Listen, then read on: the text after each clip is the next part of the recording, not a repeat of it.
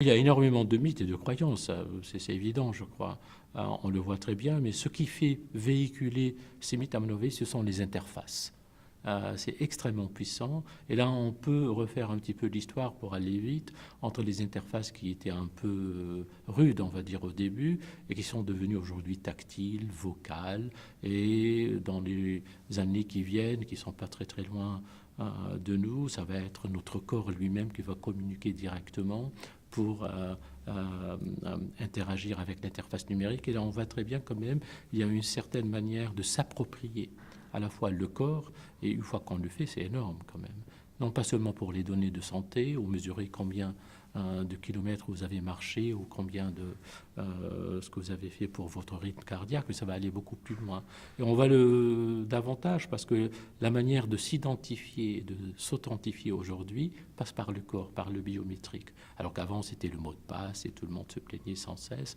Maintenant c'est votre empreinte digitale, c'est votre voix, c'est votre visage, et après ça va être déjà autre chose. Et on voit comment le numérique a réussi d'une certaine façon à incorporer le corps non pas juste comme support, mais comme élément et vecteur de son fonctionnement.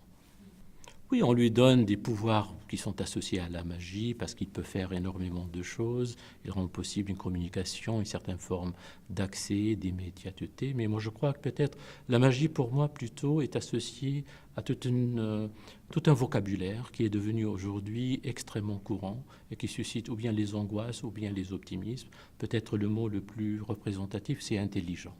Soudainement, on est tous intelligents.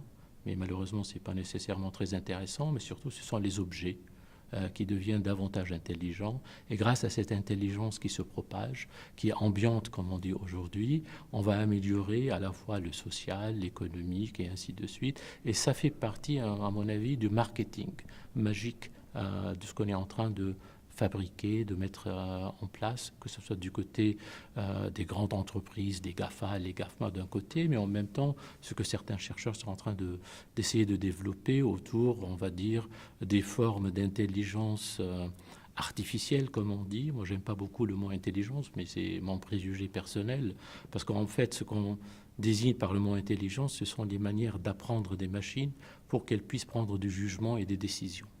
Et ça, c'est autre chose que être intelligent. Ah oui, bien sûr.